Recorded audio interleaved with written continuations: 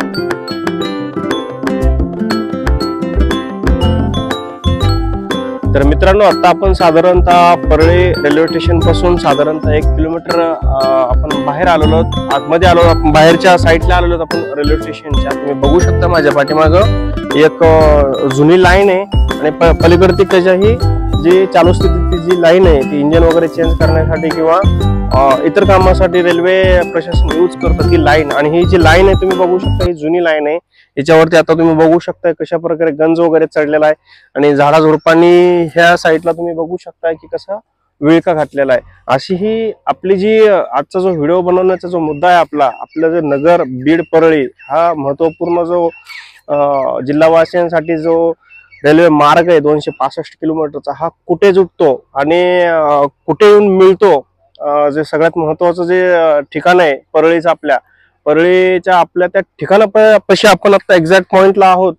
आणि माझ्या पाठीमागे बघू शकता तुम्ही गट्टू वगैरे पडलेले आहेत तिथे आपल्या नगर बीड परळी ह्या लाईनचे जे गट्टू वगैरे पडलेले आहेत, ही लाईन ह्या प्रकारे इथनं अशी आपल्या इथे येते आणि इथं सेंटर पॉइंट आहे ह्या लाईनचा। आपल्या 265 किलोमीटरची जी जर्नी ते इथे येऊन स्टॉप होते आणि इथून एक अवघ्या काही अर्धा ते पाऊण किलोमीटर अंतरावरती किंवा 1 किलोमीटर अंतरावरती हे परळीचं जे महत्वाकांक्षी आपलं जे स्टेशन आहे त्या स्टेशनला जाऊन ही गाडी आपली एंटर करते किंवा थांबते किंवा स्टॉप आहे आपल्या गाडीचा। तर अशा प्रकारे हे जे खूप असं महत्वपूर्ण जो आपला टप्पा आहे 265 किलोमीटरचा जो टप्पा आहे तो इथे येऊन मिळतो, इथे येऊन जुटतो आणि अवघ्या 1 ते 1.5 किलोमीटर अंतरावरती पुढे जाऊन तो स्टॉप होतो मित्रांनो। तर चला तर पाहूया आपण पाठीमागे आणखीन काय कामाची प्रगती झाली आहे आणि कशा प्रकारे हे काम झालेलं तर आपण बघूयात। चला, अशा प्रकारे हे इथं आपल्या रेल्वे लाईनचं जे गट्टू वगैरे आहेत किंवा खडीचं जे काम आहे हे येऊन पडलेलं आहे। महत्वपूर्ण आपली नगर बीड परळी 265 किलोमीटरची जर्नी हे इथे येऊन स्टॉप होते। सध्या तरी इथलं कुठलंही आणखीन ऍक्टिव्हिटीज नाही आहेत किंवा कुठलंही एवढं खास काम नाही झालेलं, पर अपेक्षा आहे, उम्मीद आहे की हे लवकरात लवकर काम सुरू होईल आणि लवकरात लवकर आपली जी जर्नी आहे ही कंप्लीट होईल 265 किलोमीटरची। अशा प्रकारे हे कामाची स्थिती आणि कामाचा आढावा आहे।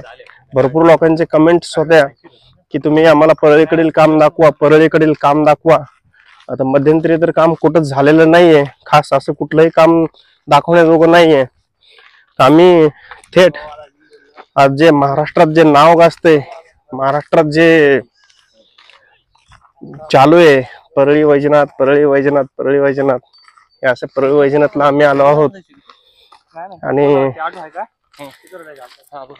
इथे येऊन बघताय तर आपण एवढं काही विशेष काम नाही झालेलं इथलं, तर काम लवकरात लवकर स्टार्ट होईल।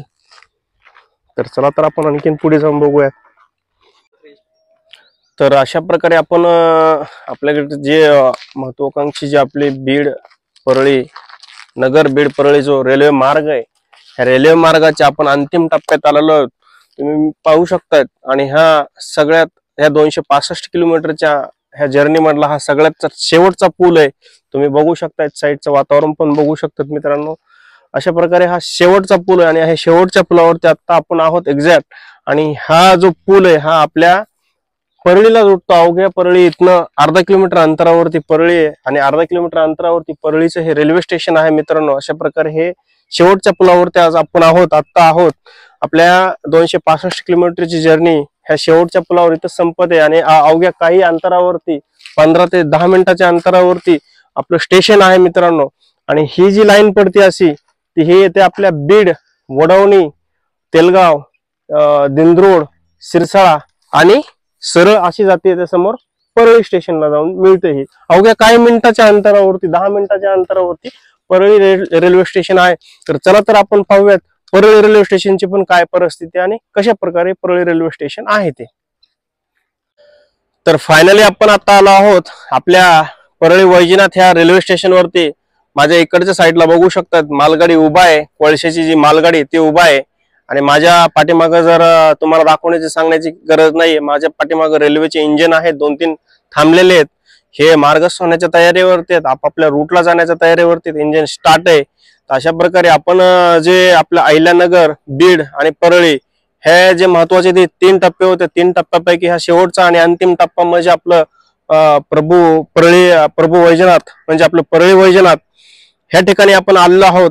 आणि आपण आपल्या व्हिडिओच्या माध्यमातून दाखवलंय की आपल्या जी 265 किलोमीटरची जर्नी आहे तो लास्ट पूलही दाखवला आपण. आणि आपली जी लाईन आहे ती कुठं जुटते हे आपण दाखवलेलं आहे. तर मित्रांनो अशा प्रकारचा आजचा हा जो ब्लॉग होता. आजचा ब्लॉगला जर तुम्ही नवीन असताना आपला व्हिडिओ जर नवीन बघत असताना मित्रांनो तर एक लाईक आणि एक सबस्क्राईब तर नक्की करा मित्रांनो. तर आजच्या